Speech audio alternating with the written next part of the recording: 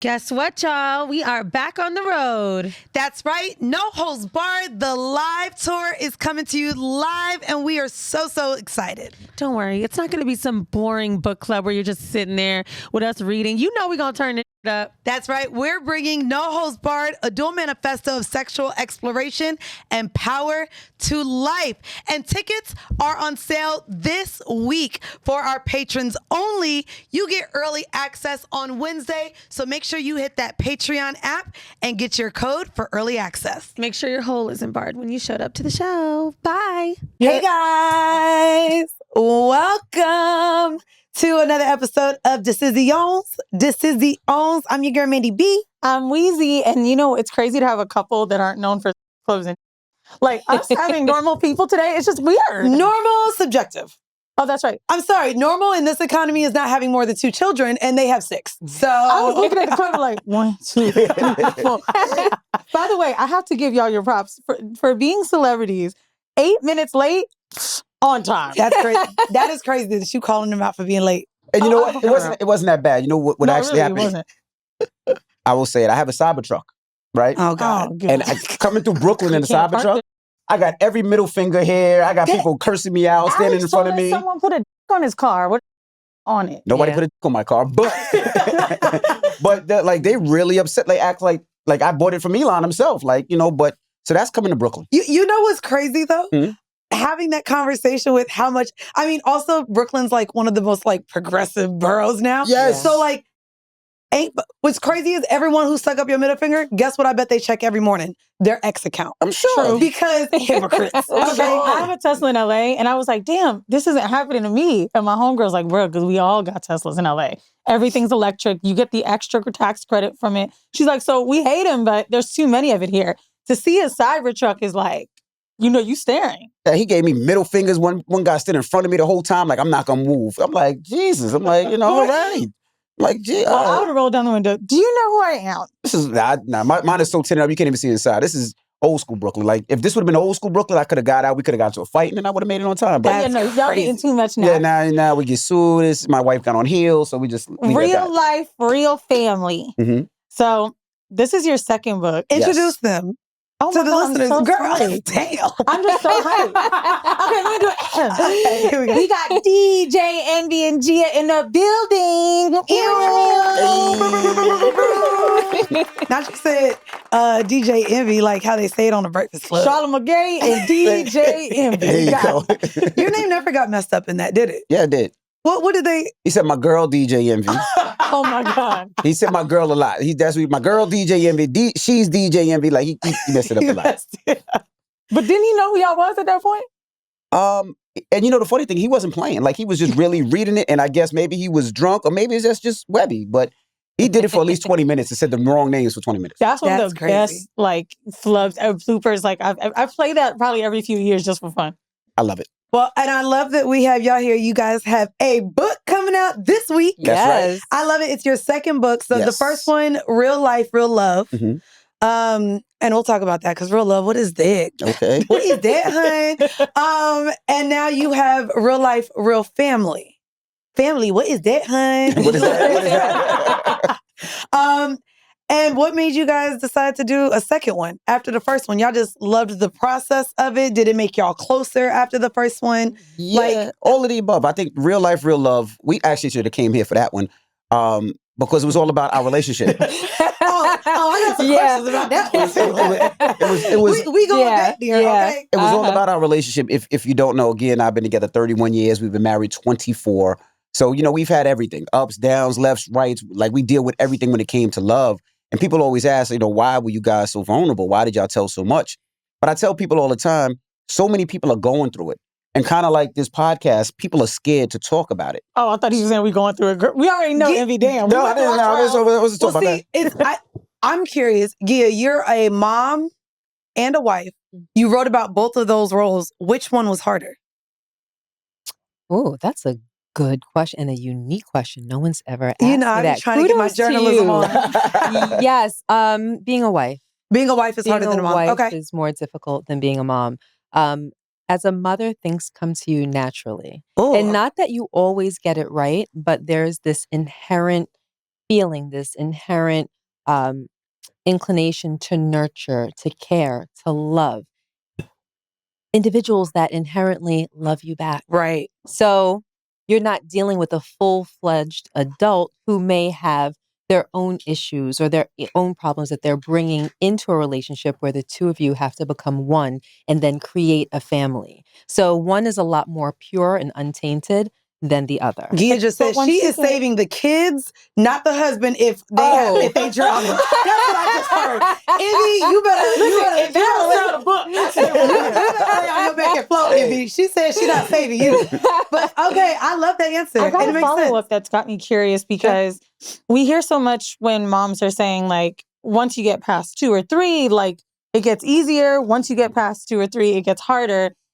To be a wife, but to be a mom of 6, still a mom of 6 is easier? Yes. Yes. Well, it's because it's difficult, bro. But you know what it is? That's difficult. Damn. At this point, neither are difficult because we've weathered those storms. We've done all of the grunt work and we've got it figured out. How many years on average does it take to get to that point? My parents have been together 35 years. And I felt like when I was a kid, and I'm 34, when I was a kid, they stopped arguing right around 13, 14. Oh, wow. And it wasn't bad arguments. They just would bicker a lot. But I just remember after that, I've never seen them argue. There's no time. There's no time. It's when that brick falls out of the sky and hits you on the head and lets you know the things that you need to know to be a conducive part of a lifelong relationship. And some people, it takes longer than others. For us, I think that we got it.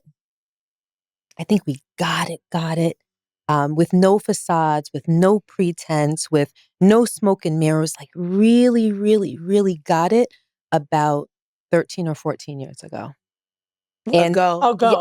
But y'all met in high school though, right? Exactly. I was 16, she was 15. So we're a little bit, our situation is very, very unique. We've been together since I was 15 and he was 16. Jesus. So we were babies. And we've never broken up. You never had no other playgroup? Hey. I'm like, okay, but you know what's crazy? Every day we can ask anything. No, you can. Feel free. No, you got Feel free. No, I haven't. Oh, wow. He's the only one that I've seen 3D.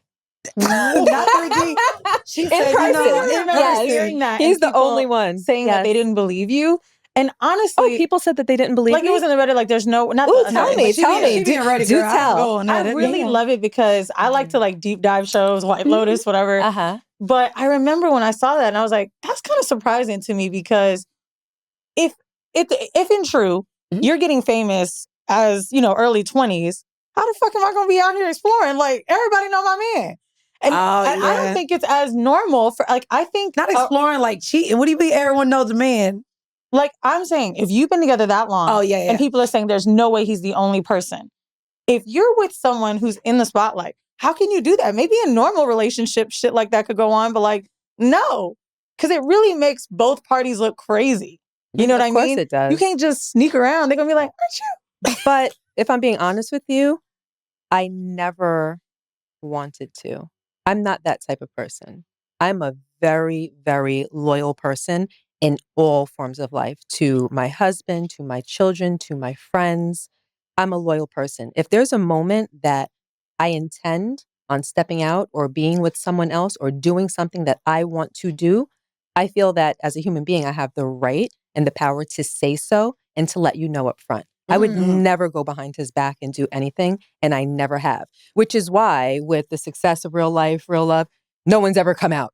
Period. Like nothing has ever come out. You already know as soon as you start doing the holier than thou or of course, the people like to come out. Like of course, even, especially like friends, an ex-friend, that person's sister, that person's cousin, aunt, uncle, somebody would have come out. She was like, "Ain't nobody came out." What sign are you? Aquarius. Okay, I'm a Pisces. And what's yours? I'm a Virgo. Are Aquarius and Virgo like it? You know something? I don't know anything about horoscopes. I'm not one of those people. Completely clueless. I don't even know what I'm supposed to be like being an Aquarius. I was say only one sex question, but this is my first one.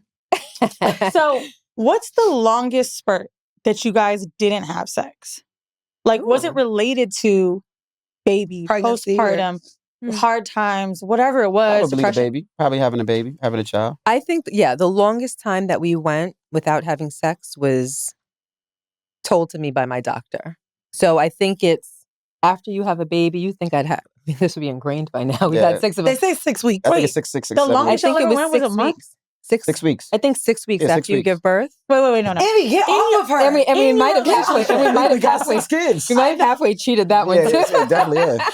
The Yeah. longest y'all ever went without sex was 6 weeks. But why would we go longer? Yeah. How Do long you know how many together? people Huh? are together This and isn't married real. and have kids and say like the amount of times that they have sex drastically decreases after babies are born, after being together for so Oh. long? That's what I'm saying. Well, I would say Okay. this: pregnancy. You could curse. I'm about to say pregnancy. Pussy is the best, right? Awesome. That's great. Okay. Thanks. Right. Good to know. And the reason I say that is because Six times. Good it's to know. Damn, I ain't Awesome. never gonna have best pussy. Oh man, it's not. It's wetter. It's juicier. It's Okay. everything that you can imagine. It is when it comes to that. Sorry, baby. And the pregnancy body is And the just pregnancy so body is so beautiful. sexy. So it's like when people say that sex has declined, right? And no disrespect to anybody, I'm not bragging, but look at my wife, right? Yeah, She period. looks like this all the time.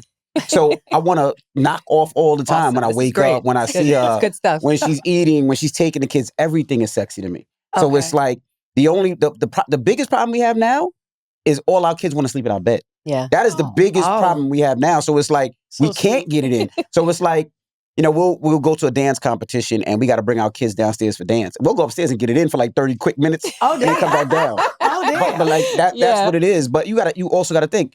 We went to high school together. Right. The college we went, I went to Hampton. She went to Old Dominion, which is 15 minutes away. Both in Oh, Virginia. Okay. Then when we graduated, we got married at like 22.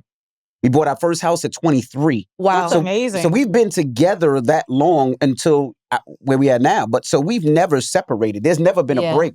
And the only breaks Wow. we've had is if I'm on tour when I DJ for Fab back in the day and I might have left for whatever it may be. But I still came back on the weekend. So we're always on top of each other. Like we are. I mean, 6 kids, I see. Yeah. You know, I recently saw something. I've been dating somebody for the last 2 years, and someone said we were codependent. Like, we hang out a lot. I was supposed to be in LA for a week. After 3 days, he's like, I'm coming out there tonight. Mhm. I want to see you.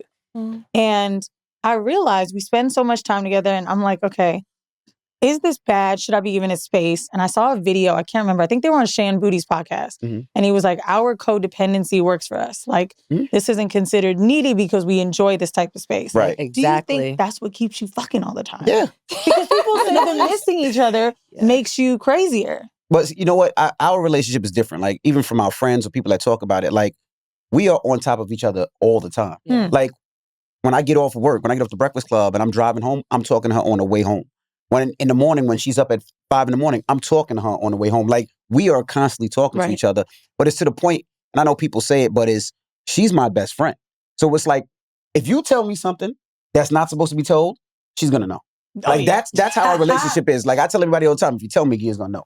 Even if it's one of my fellas, one of my partners that's doing something wild, she knows. Right. The same thing with her. Like she'll have conversations and it'd be wild, and she'll tell me it's just what our And my relationship friends is. know. Right. My friends know. Like if you tell me He gonna know. there's going to be some pillow talk, there's going to be a powwow with Now, Deshaun. He's has going to know there all your ever been a business. time where because you overshared your friend's business, either of you didn't want your partner hanging with that person anymore? No. You know how they say, like, if you're in a bad part of town and you get robbed, it's like respect the joke? It's like, I ain't never heard it. No. oh. Are you from, well, I'm from Brooklyn.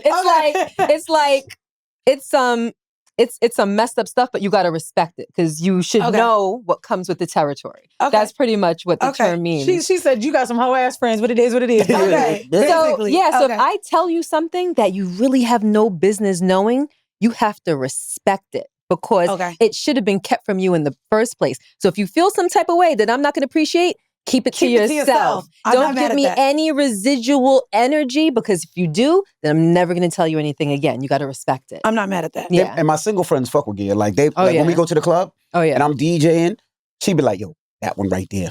Like Well, see, it's because she's fine. that one Yeah. right there. Yeah. You need to get that one right the there. fun girls be turning into the wife. Yeah. So we yeah. had this debate. I'm curious to know what y'all think. And like great points on both sides because Mandi's like, a lot of these men look for a woman that is well-to-do, not leaving the house, and then they be in the clubs having fun with everybody else, right?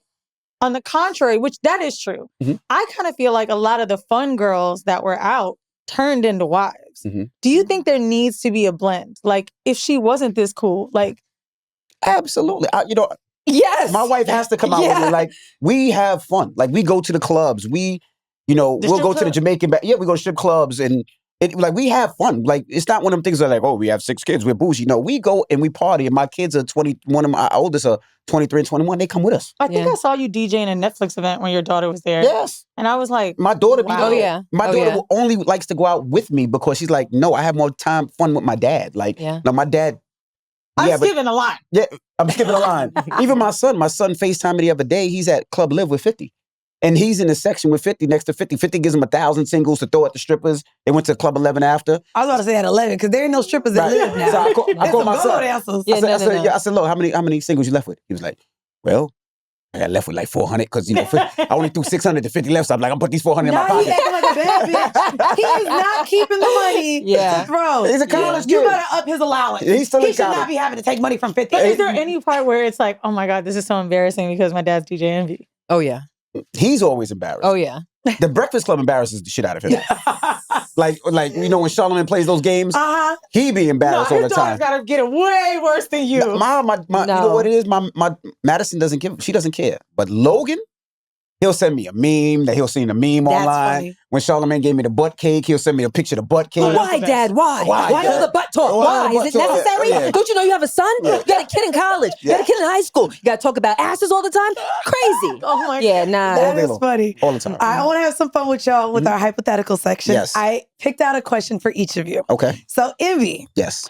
One of your kids is actually a genius time traveler from the future sent to fix your parenting. Okay. Which kid is it, and what do they want to change about you as a father? The kid that's going to fix my parenting, I would say, has to be Jackson. Okay. Jackson. How old is Jackson? Jackson is 10 years old. Okay. He is my second boy. I only have 2 boys and 4 girls. Okay. But the reason I say that is I don't have patience. Okay. Right? I tell everybody all the time, my dad is retired police officer. He's ex-military. So it was always his way or the highway. Okay. And I don't have patience. And I'm the one that be like, go do it now. Go do it now. And he is the one that, it doesn't matter if I yelled at him or not, if I'm angry or not, he's the one that be like, Dad, are you okay? Dad, would you like something? Would you like a beverage right now to cool you down? He said, Tone. Tone, calm down. Dad, would you like to take a nap right now? Like, he is that kid. And he talks to me like that. Well, you can't get mad. It's like, you just got to start laughing. So I think that would be the kid. Mm-hmm. Yeah, You look like you kind of had a different answer. Or I did. Thought. I definitely thought that he was going to say my oldest son, Logan. Okay. I did too after that whole spiel. Yeah, because him and Logan beef. All the time. Okay. All the time. All the time. So that y'all are a lot of like?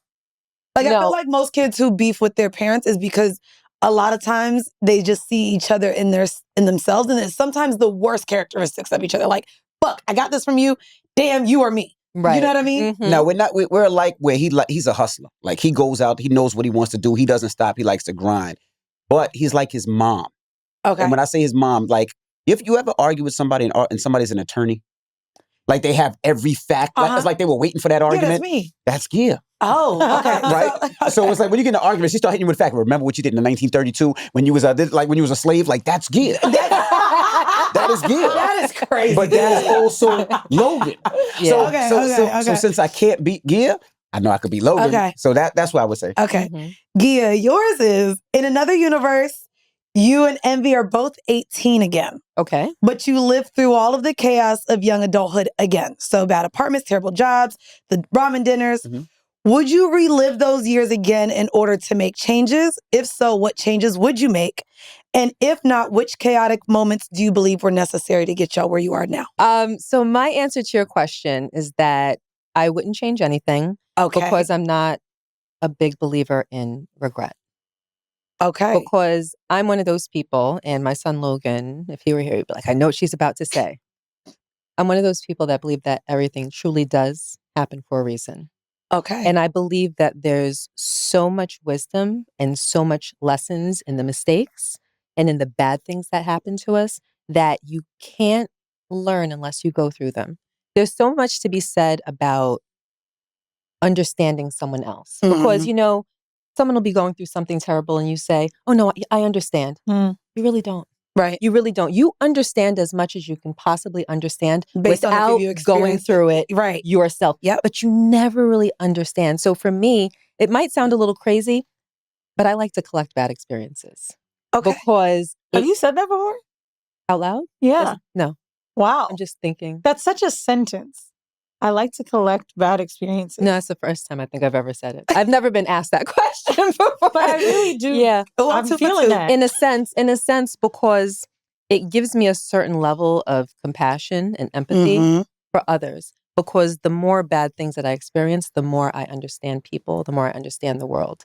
So all of the bad things that we've gone through in our relationship, I don't regret them. I think that God saw us through, and I love where we are today. So I have no regret. I wonder so if no, we I have the wouldn't same change therapist. anything. I don't know if you're in therapy, but No, I'm not in but therapy. literally, that's been like.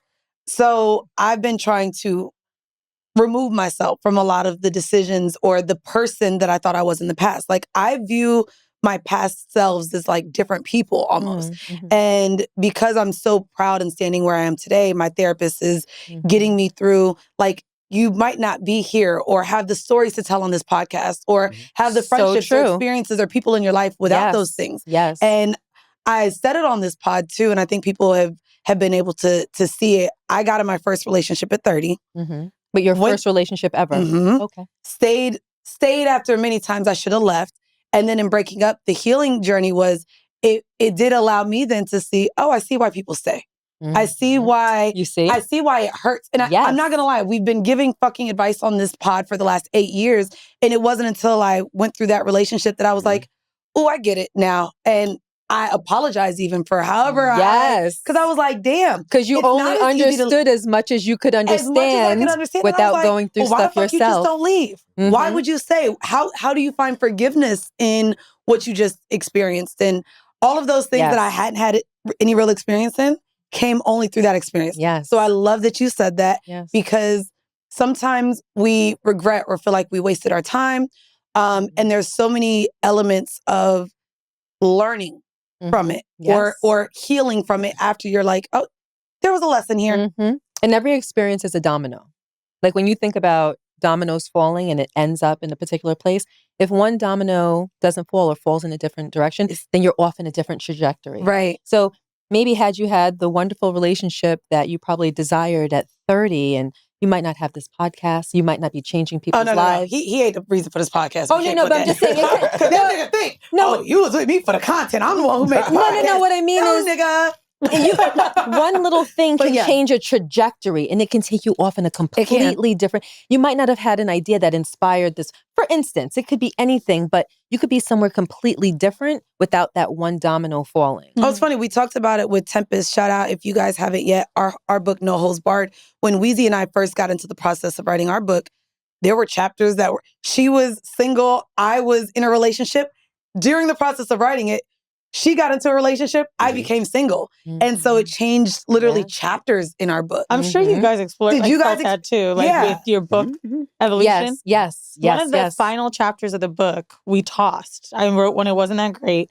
The now final chapter of the book is about suicide. And it started off with me like partying in New York, having fun, I fucked this nigga last night. And then boom, I'm lonely.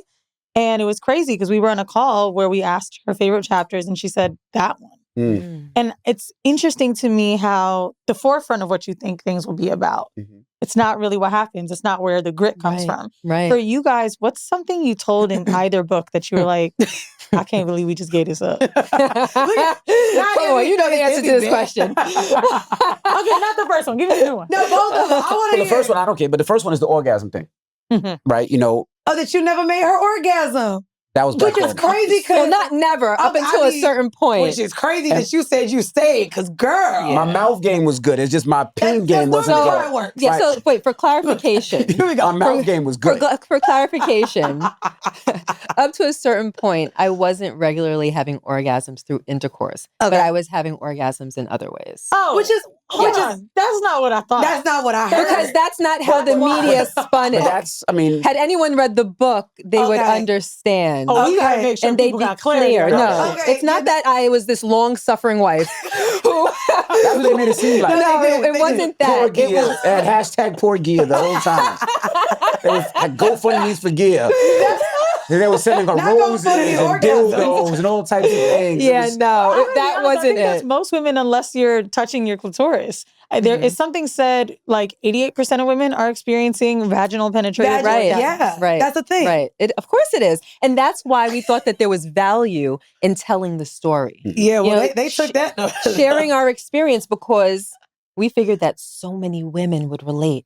They would get it. They would understand. And then And they would dudes, find too. their... And dudes, of Now course. you can come through vaginal penetration. Every single time. I get busy now. But now I'm thinking, No, you hold still on. may It's need not that you clitoral. didn't get busy. And that was the value in the chapter that we told the See, story. make you It feel had good. nothing to Okay, do with him.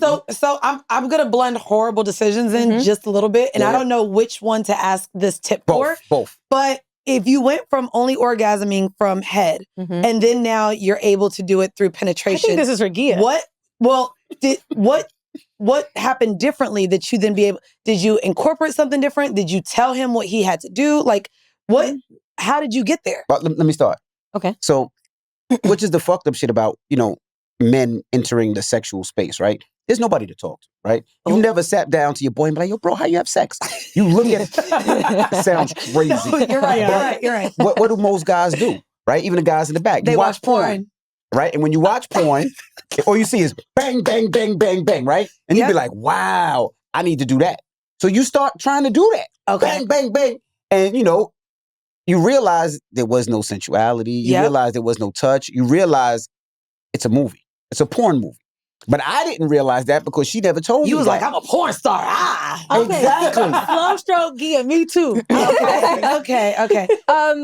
That's part of it. That's a very, very small part of it. That's a very, very small part of Damn. it. It wasn't okay. I love how she wants to hold your hand. It's okay, baby. You did all right. It's okay, baby. No, It's okay, the baby. problem that it wasn't him. The problem was me. Okay. The problem was me. And I was too young to understand Your body. my body. Ah. And that the problem was me. I lost my virginity on our 1-year anniversary. So I was 16 years old. And thinking that it was the way that most young people envision it. I wasn't even sure that I was supposed to have an orgasm every single time. Right. And I think the problem was that when you look at society, it's as though women are playthings for men. Mm-hmm. Like we look good, we put on, we do all of these things for the pleasure of men. You Yep. look at billboards, it's sexy women draped over cars. Everything is about the sexualization of women.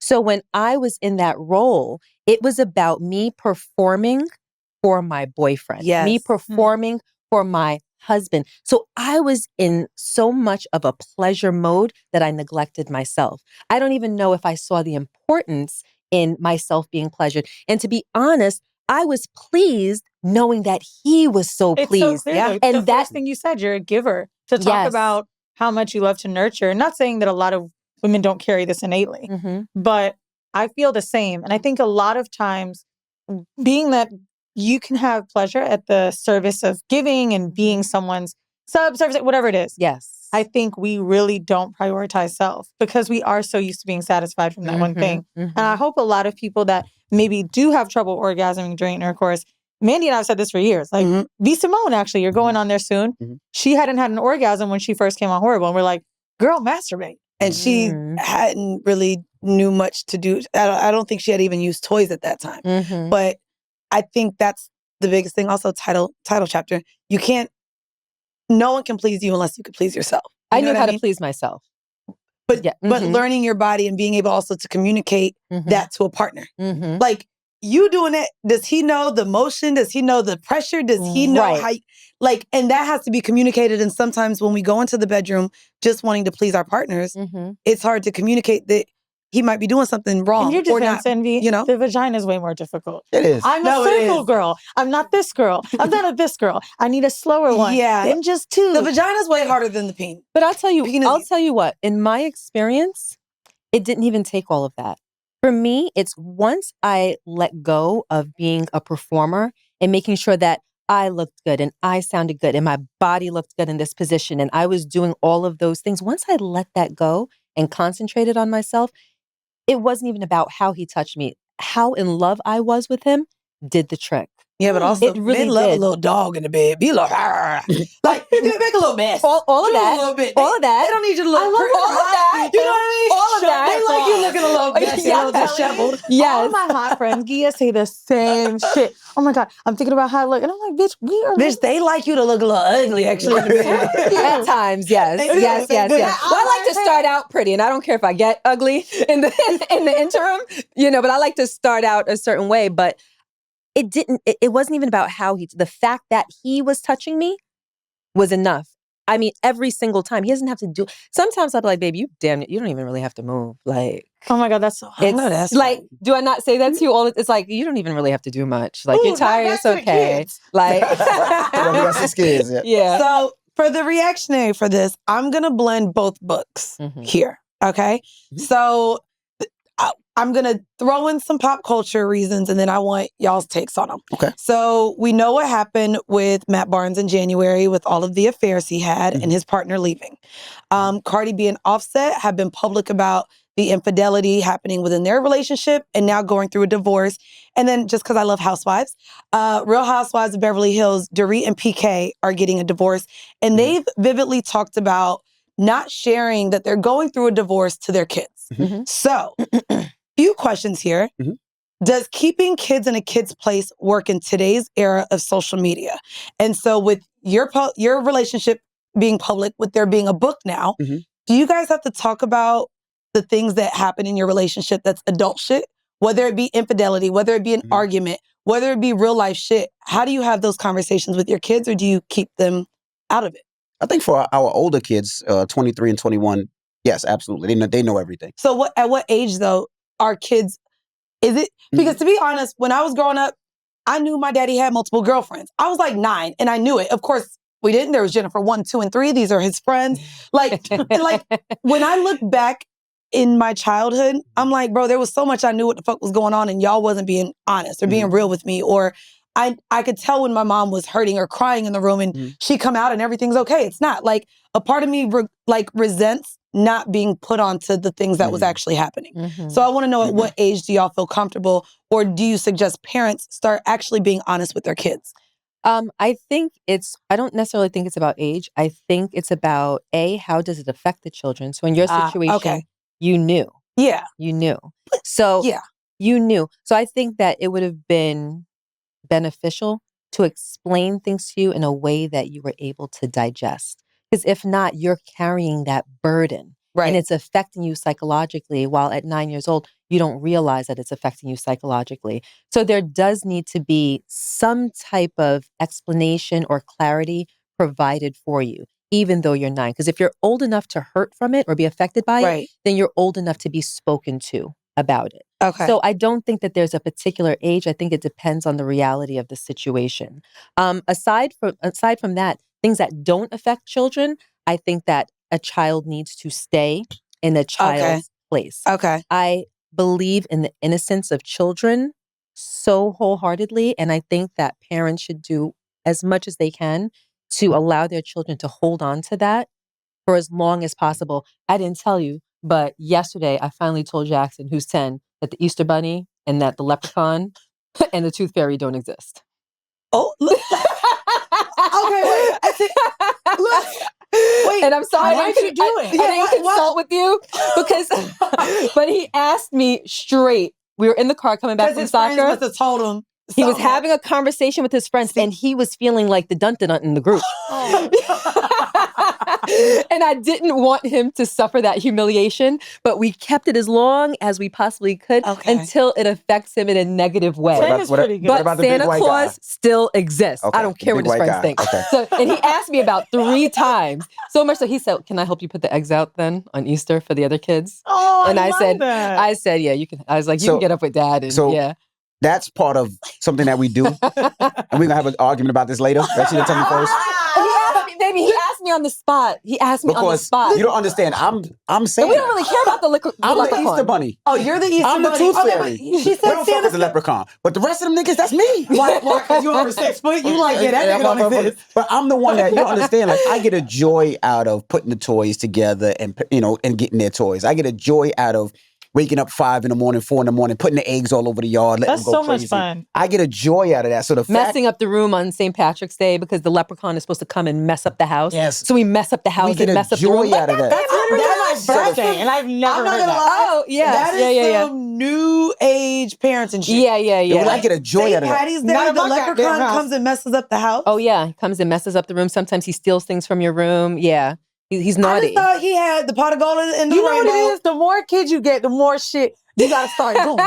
That's what it is. Like y'all just Yeah. don't make green eggs and ham. I think No, that's no. how I celebrated St. Patty's Day as a child. No. The leprechaun come and mess up the house. And sometimes he'll take something. He's naughty. So he comes to your house and he does naughty things. So are we. You know? You know, It should happen as a guest. Wow, don't worry, Santa's still sorry. alive. Sorry. Santa, Or but he Santa still asked me, and exists. I'm like, wow, now I'm telling a bold face. Before, Santa is just the power of suggestion, right? But now I'm telling a bold-faced lie. And we pride ourselves on not lying Amy to our said he kids. want his cookies on the 24th. You know That's what, though? right. The faith that kids have, like, I don't like seeing kids removed from kid things too quickly. Exactly. And that's the thing. And TikTok and Instagram, my I'll friends kind of make laugh it. at me a lot because for number one, right? I am obviously all for sexuality. If kids being gay, I get it. Like I was the gay kid, but TikTok, Instagram, all of these things that are just going to make my kid go from 6 to 15. No. I'm not with it. Same Like, way. I don't even know if I want to do iPads outside of a plane. Like, I just interviewed Brooke Devard for Horrible Decisions on Patreon. I love this girl. She's a mom. She's got a great brand. And she said, I let my kids be bored. She said, if we go to a restaurant, people ask me, what do they do if they don't have an iPad? And I say, they play with the salt and pepper shakers. Like, we get in the car. Oh, what colors do you see? And I think that was probably the greatest parenting advice I'd heard in a while because I want to make sure that I do that. And I'm terrified of my kids being too grown because I was too grown. Wait a second, Envy, you said that's crazy? You disagree? I mean, Here we go. Battle We of the need to parenting. learn how to be, when you take a shit, don't you need the phone? We have Yes. to learn how to be bored. yeah, no, I do. But you know what it is? It's gonna sound so crazy. Sometimes, well, first of all, when I go out to eat, it's different than most people go out to eat, right? And the reason I say that is Gia was raised that you have to eat slow and you count your chews. I don't count my chews. Can you stop perpetuating this Did you ever lie? count your chews? Girl, I'm not I counting, never we're looking at counted. your body. I I'm said counting. that it's most healthy and It is. productive for your body to break down your food so that your digestive system can digest it. And that usually takes about 100 chews per mouthful. No. It's- 100 is a lot. It Yo, is. You It don't is, though. understand. We go out to eat, it's a 4-hour thing. But I don't count So my I chews. I cannot never imagine did. my kids playing with the salt and pepper shaker for 4 hours. Like it gets to, I'm gonna be playing with the salt and pepper shaker. Like we can be playing with each other. Like that's not happening. Like we get to the point where we all coloring, like waiting for gas. But Wait, a piece of steak is in your head. I do not Nigga, not hour. count my chews. I eat slowly, McDonald's is but I 45 am not minutes. cognizant at all of how many chews it takes McDonald's? to break down my. What'd you say? She'll have one fry, pour ketchup on the whole fry, and eat that one fry 5 minutes at least. I'm gonna be honest with you. I feel like I can see it and I understand. It's like, no, it's crazy, but she's very disrespectful with food. Like I'm talking cheesecake and strawberries in the morning, leftovers for breakfast. Like it's really her genes, the way she looks like this. No surgeries. She doesn't work out. Does not work out. You don't work out. Only the Pilates that we do. Well, That that we did. We did it for like Yeah. 4 weeks. No, we did it you did it for 4 weeks. Okay, I did it for months. 4 I weeks. hate you. But it is what it. When she eats, I gain weight.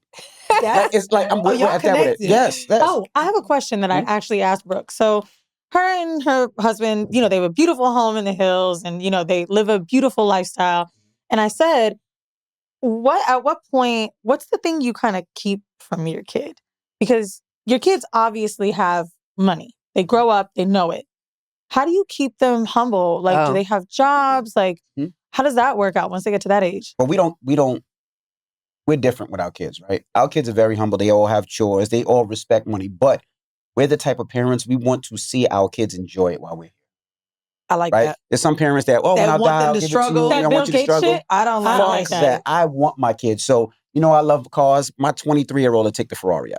Like my 21-year-old will take the Lambo. Like Cool. I want them to enjoy it. I want to see them. We work hard. I'm not gonna lie. Let I'm me jealous. work hard. I wasn't born into nepotism. Like Yes. I wish Yes. that I was born. Like I would not keep. Like I never understood the making your child struggle because you struggled. When I you worked. can't stand that ideology. Like that ideology sucks. Like it really does. Like all the billionaires that leave their money to other, I don't know, to like foundations. But I feel like it's only in like the Black community that we do that. Yes. Because, I feel as though we're the only ones that want to see each other like struggle or want, like, why? Like Shaq White said, people that's my don't money, do that. not your money. Yeah, Asian people don't do that. I'm like they really Oh, I'm not gonna lie. That's and what I would've said. generally speaking, I'm speaking generally. Yeah, they don't do that. You're right. They nepotize. They pass things on to their children. They dote on their children. They give their children. And I don't see it as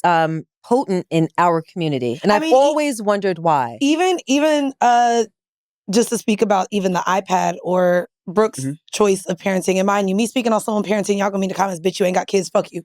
It's funny though that we have people that are also trying to remove technology from children today. Specifically, I see it being a thing that Americans do, knowing that they just passed a thing in China where from 6 years old, they're going to teach the children all these areas of AI. And so this is why we never go, the terrorists going for continue. Like China is so advanced in teaching their children how society's changing.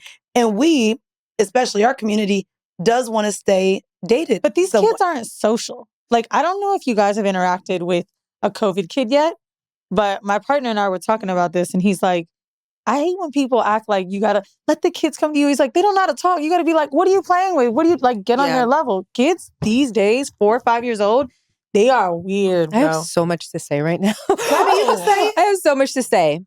I want to speak on that, but I don't want to lose my thought about the spoiling of children because we ended it and we moved on, but I don't want to leave it on that note because for me, it's not just about giving your children because you have.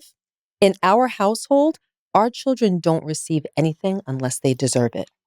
Okay. I believe on bestowing upon my children if they deserve it. I do not believe in spoiling my children. Okay. We have 6 children and 5 of them are not spoiled. I have a 3-year-old. We're working. Well, we have a 3-year-old. We're working on her right now. Okay, but we're working on her. I want to make sure. And listen, we have a routine and we have a way that we parent her to see to it that she is not going to be spoiled. But the other 5, I can wholeheartedly say they are not spoiled at all. Everything that they get, and they get it a lot, and they live a lifestyle, but they deserve it because they are wonderful, beautiful, appreciative, grateful, helpful, and demonstrative children. All of them. And they can have something amazing. I'll tell you a little story.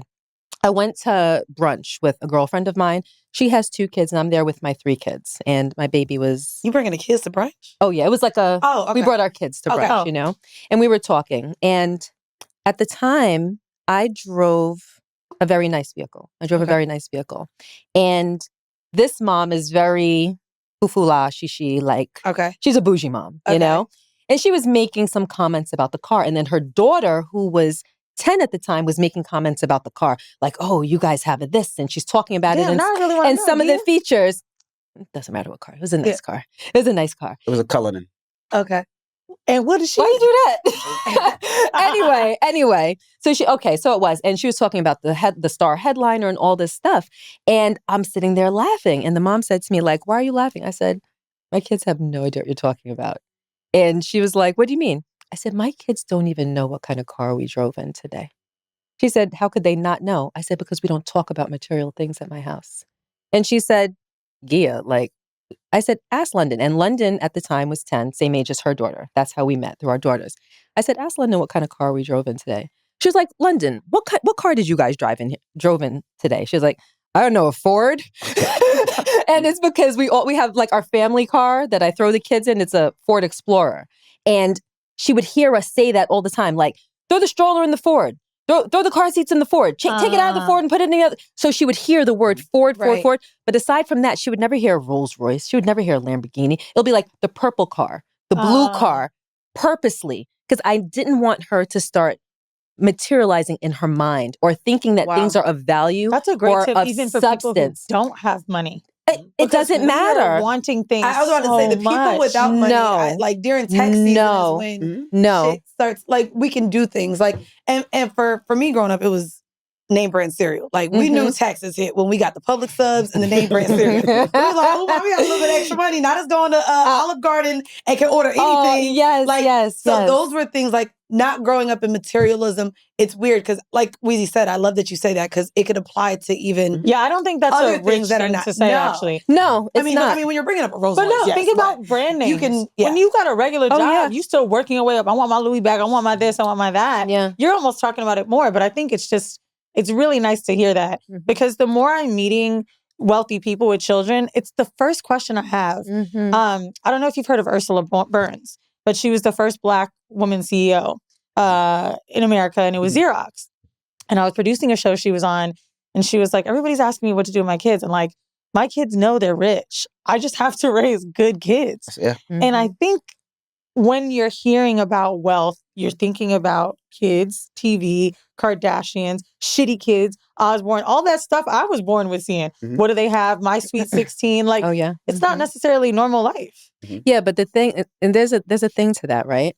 Some of the most miserable people that I know are the people that are the most wealthy and have the most. Of course. So I never want to align happiness with money because I'm not here to raise wealthy kids. I'm here to raise good kids But money that doesn't turn make you into happy. no, it doesn't. And speak, no, it doesn't. Girl, you No around on money. Rolls Royce, No. And guess what? And guess what? Money helps. No, it's like a bonus to your happiness. It is a bonus to your happiness. Yeah, That's in true. real life, real love. In real life, real love, we talked about one of the worst things that either of us went through in our lives, and it was the infidelity. And I tell you, and I remember this like it was yesterday.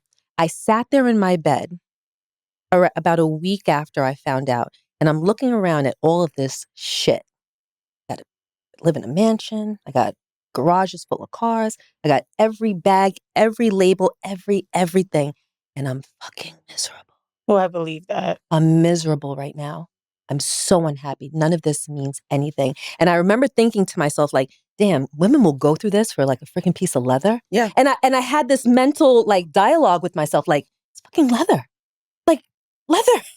You're gonna throw away your dignity, your pride, your happiness for freaking leather?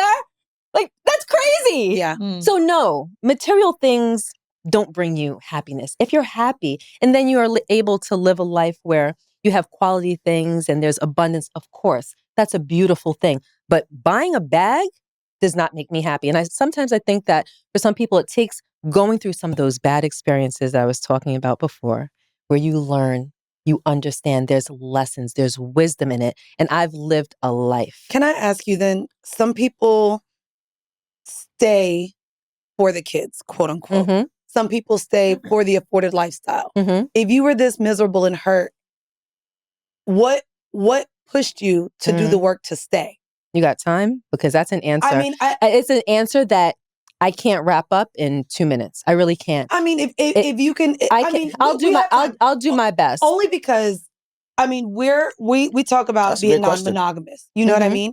And there's so many women that get into monogamous relationships that feel betrayed, and everyone tells them to leave or that they're stupid for staying. And then it becomes well, why? And it could be sometimes for the kid, the lifestyle. Those are things that we accept as reasons. But if those weren't your reasons, what innately made you want to stay and work through that?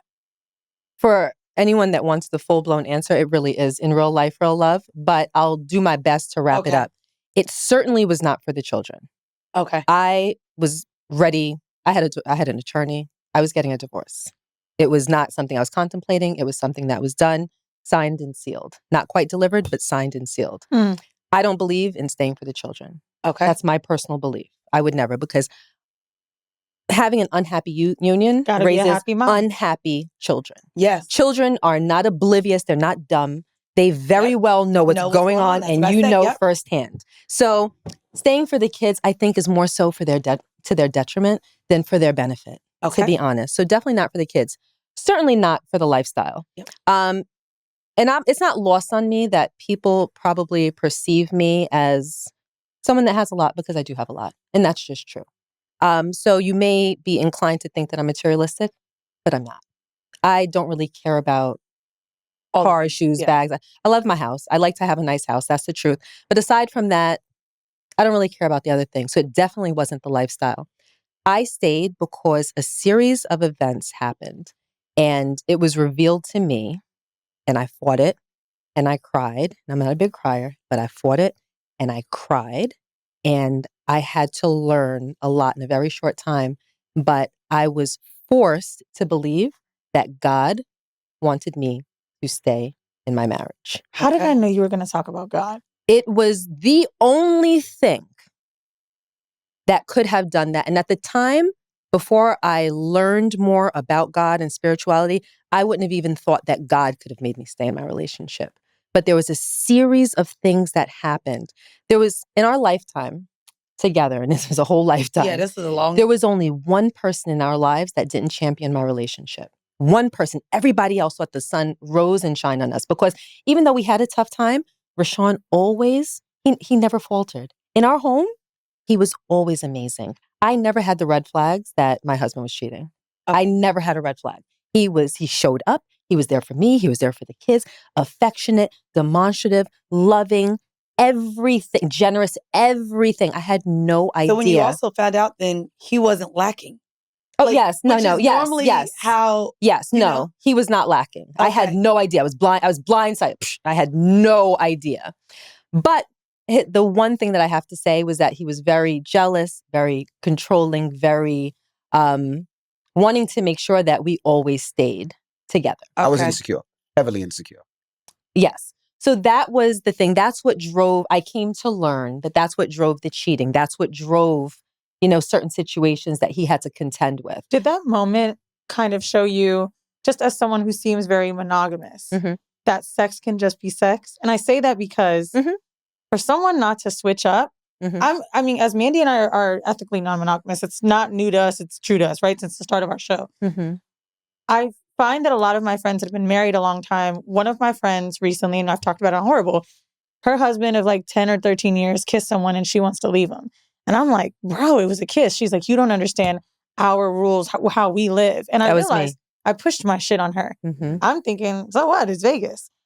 But did it, not so what it's Vegas, told you, but did it that show you, oh, this can be this isolated thing. This isn't about me. This isn't how he feels about me. In that moment, no, it took a lot for me to learn and understand that because I was very much the person that you're referring to.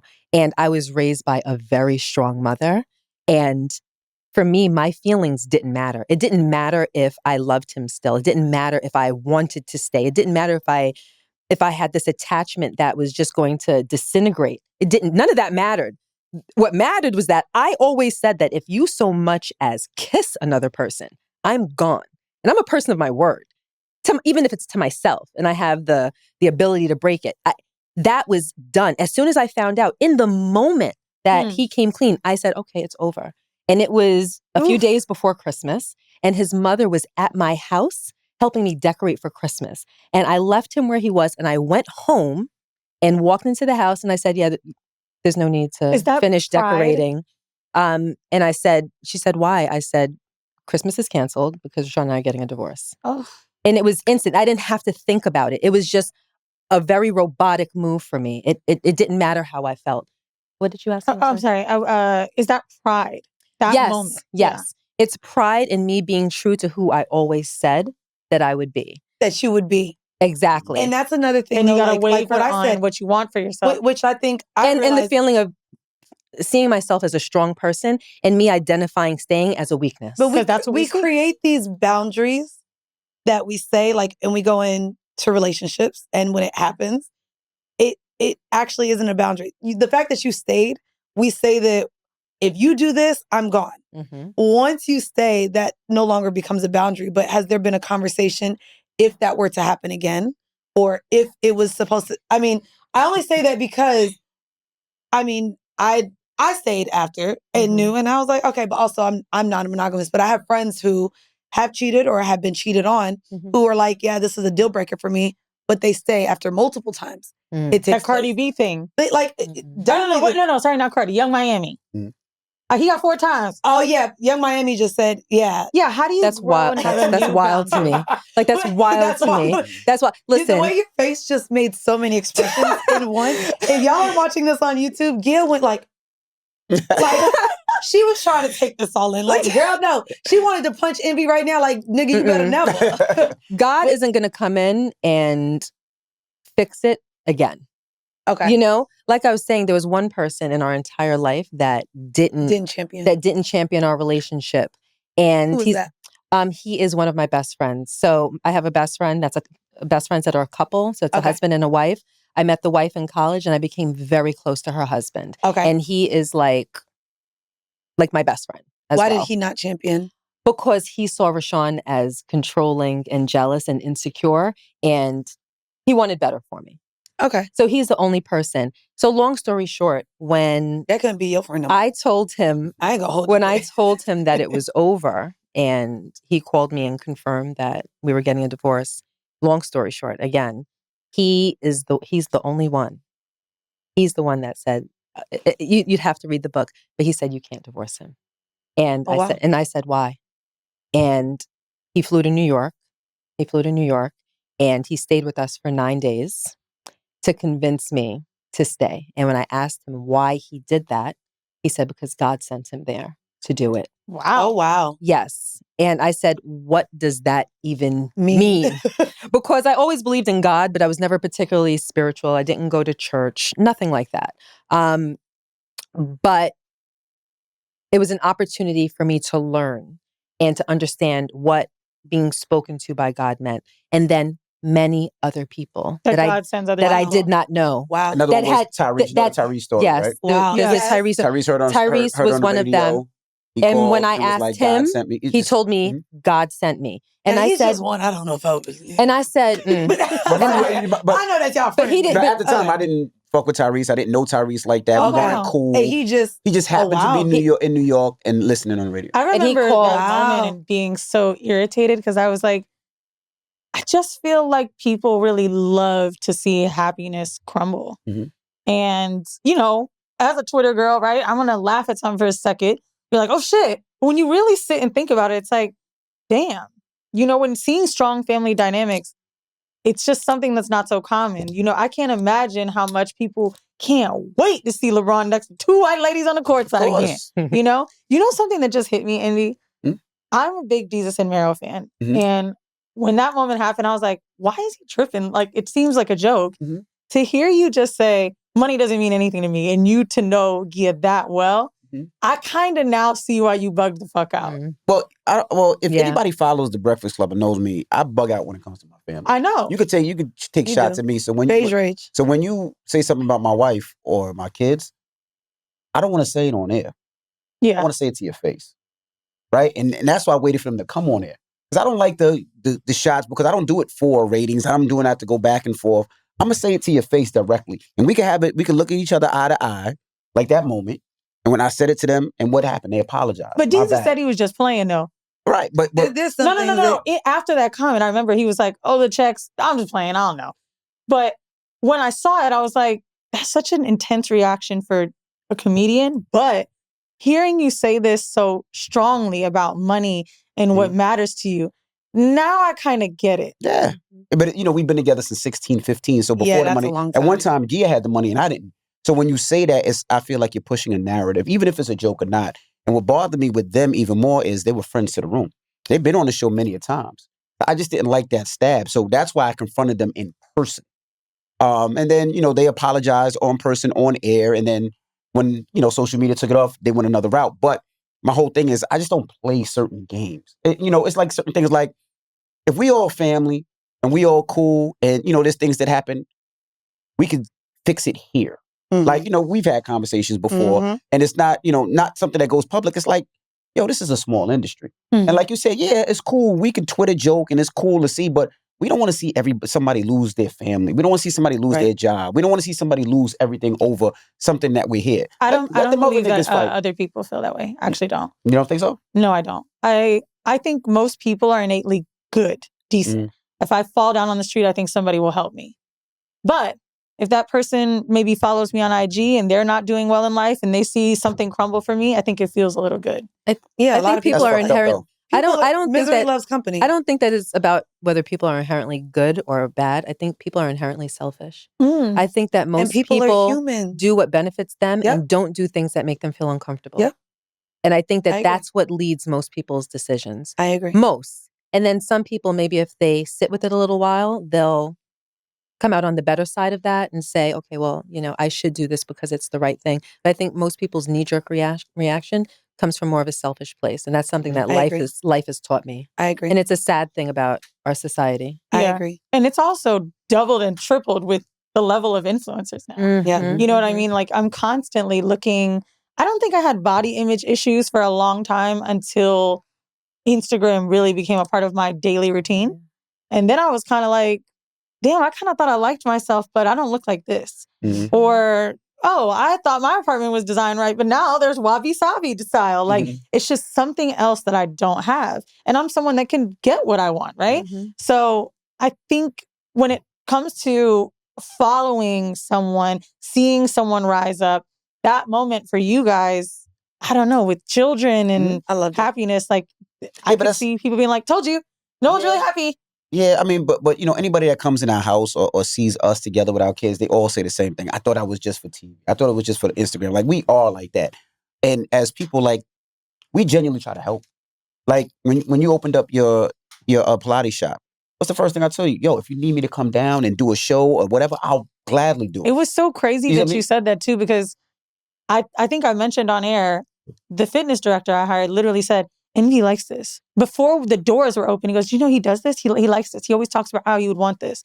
And I can tell you guys are that people. You and Shard, you guys really are. But that's why we work so well together, and we've been working so because we are the same. Because y'all like different, but we're the asses same. no, I'm just and like, we have like Y'all like one more current event moment? Huh? Yeah, of course.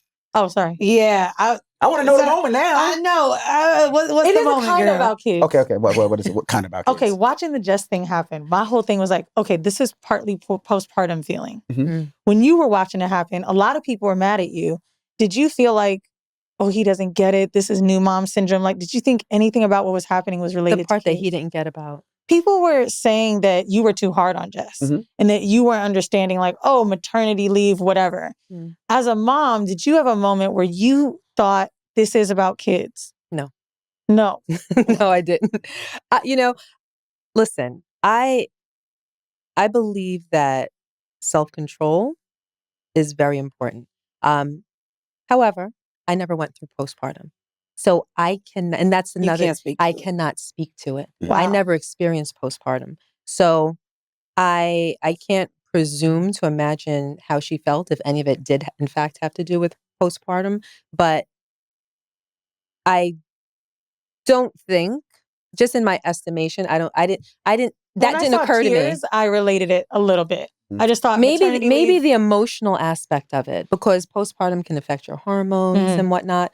That's possible, but I cry when I'm not PMSing. I have attitudes and mood swings when my cycle isn't here. So my point is, I didn't make a direct correlation to it. And I look at it like this. You both have siblings? 6. Yeah, brothers and sisters? I'm the oldest. She's the only child. No. See, so I'm very tough. I show tough love, right? And the reason I show tough love, and I tell everybody all the time, and even with my kids, I show tough love because I feel like the world is unforgiving. Yep. Right? So It is. I can't baby you. You get out in the world, you get smacked and you cry. Yep. So I'm going to be tough. And that's how I look at Jess. Jess is, I look at her, we're on the Breakfast Club, that's my sister. Yeah. I'm going to protect her. I'm going to fight for her. If you're in my clique, we are together. So I wanted her to know at that moment, like, fuck them niggas. Like, you good, you great, you're great at what you do. Fuck them niggas. Because that's what I would tell my daughter. I was going to say, that's how he talks. Children. That's how, but that is how he talks to our kids. Like when he did that, when I was watching that was my mama. That's why it didn't occur to me like that. Like when I was watching, I'm like, that's how you would talk to Madison. That's how I talk to Madison. Really? Yeah, that's how I he would was talk to thinking Madison. It wasn't the comments, but I was feeling a lot for her. There were so many thoughts in my head because, I was one of those like, oh, I hope Jess gets to be on the Breakfast Club too. And I know y'all love her. I remember Shar talking about like, oh, it's going to be Jess. I think, Yeah. But yeah, that was such an interesting moment. And it's crazy to relate it to your kids. It felt Uncle envious. Yeah. Yeah. Oh, big bro, yeah, absolutely. But I would do the same with y'all. You know that. Like, Yeah, we had a hard talk in the middle of strip club. In the middle of the the strip strippers club. dancing around us. Like, And me and her literally, having a hard conversation. In Magic City. Drink in hand. He's like trying to give me I said, I love you. I gave her a hug and she left. But that's who I am. If I feel for you or I feel I have love for you and I feel like you're I think great, that's why the passion came out. that's right. That's who I am. Yeah. Are you the tough dad in here? Absolutely. Absolutely. Is I'm it the tough almost dad. too much? Do you think? Okay, are you like, okay, well, now Rashawn doing too much? Yes. She always says I'm doing too much. You do it too much. Real life, real family. Y'all, out this week. Yo. If you're listening to this on Monday, it is out tomorrow, so you can still pre-order. But make sure you get Real Life, Real Family, a guide to raising empowered children, not serial killers. And there's some workbook stuff in here. Tell us. I love it. Yeah. Yeah. So through the book, we kind of did it like workbook style in a sense where you receive a plethora of information in one chapter, and it's relatable information. This book is for everyone. You don't need to have kids. Parenting is not a one size fits all endeavor. This book, we wrote it intentionally for everyone. Whether you have children, you aspire to have children, you're a single parent, you're a parent of a child with ADD, ADHD, anxiety. This book is for you. But we would give you a plethora of information in the chapters. And then at the end of every chapter, there's a real life moment at the end of it where we ask you questions. We probe you to ask yourself questions so that you can help yourself come up with answers that we may not have provided in the chapter for you. It's like a conducive, it's a conducive way of trying to communicate how our parenting can relate to you as a mother or a father or a potential one. By the way, if you love how Gia speaks, I do. You guys also have a podcast. Yes, that's right. The Casey Crew.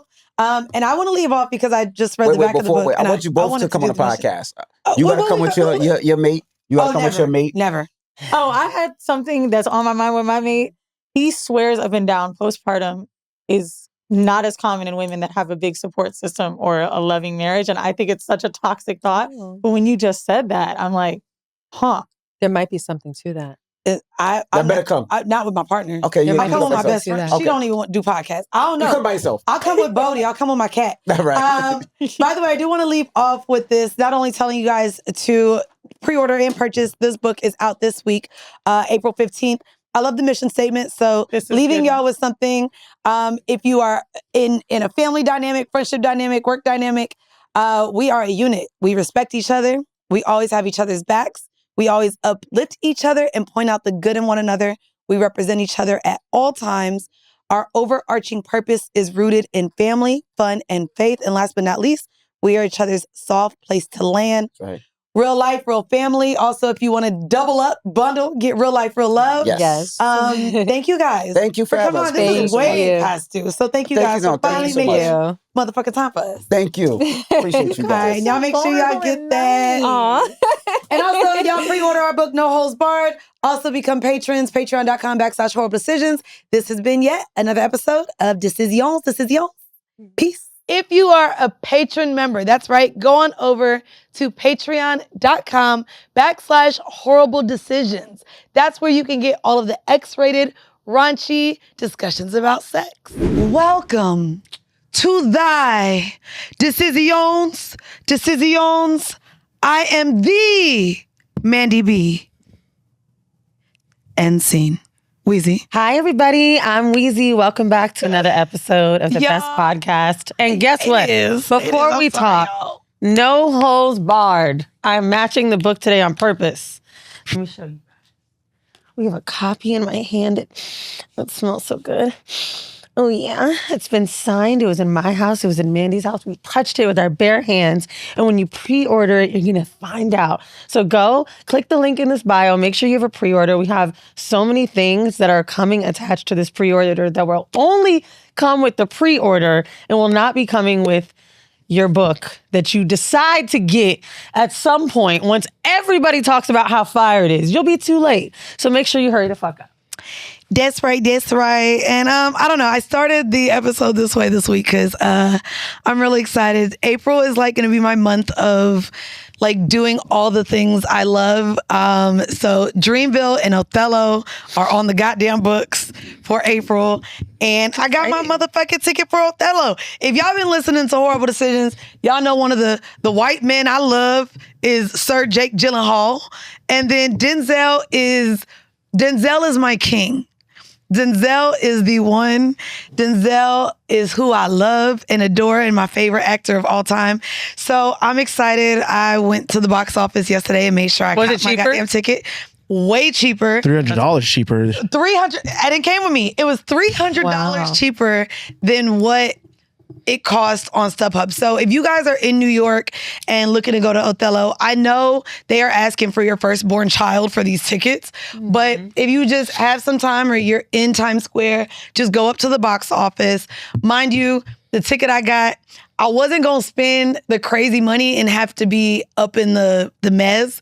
So, baby, I am close enough to see the spit leave the mouth of Sir Jake and Sir Denzel. I'm really fucking excited. Oh, yeah. And then, of course, Dreamville, this is the last one, so go in there.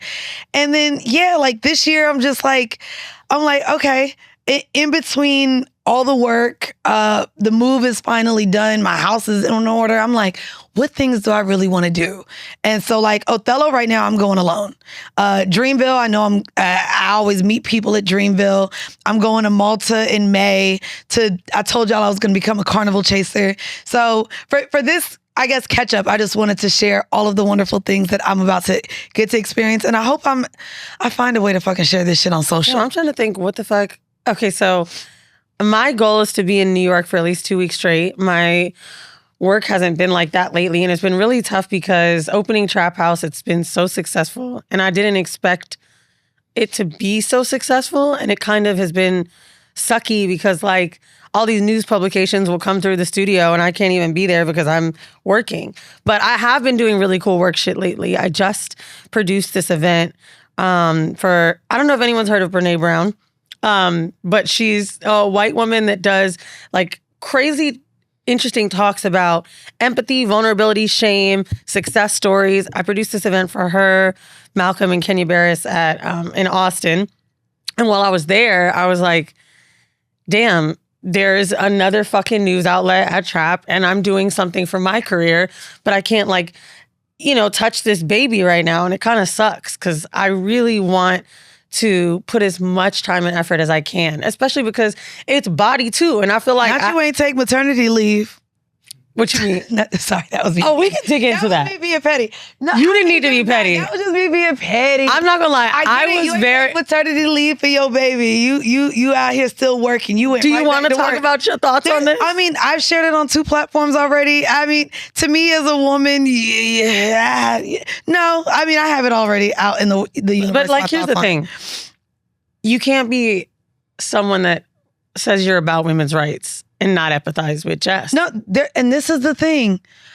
Empathy can be there, but so is reality. I empathize with her feelings. She can feel exactly how she wants to feel. What's the reality? Let's not conflate the two.